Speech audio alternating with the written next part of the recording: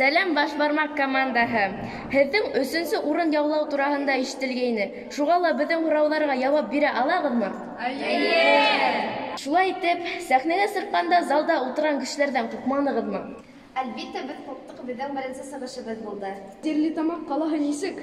Стерлитамак ҡалаһы беҙгә бик оҡшаны. КВН командалары менән экскурсияларға барҙык, ҡала менән таныштык, беҙгә бик оҡшаны.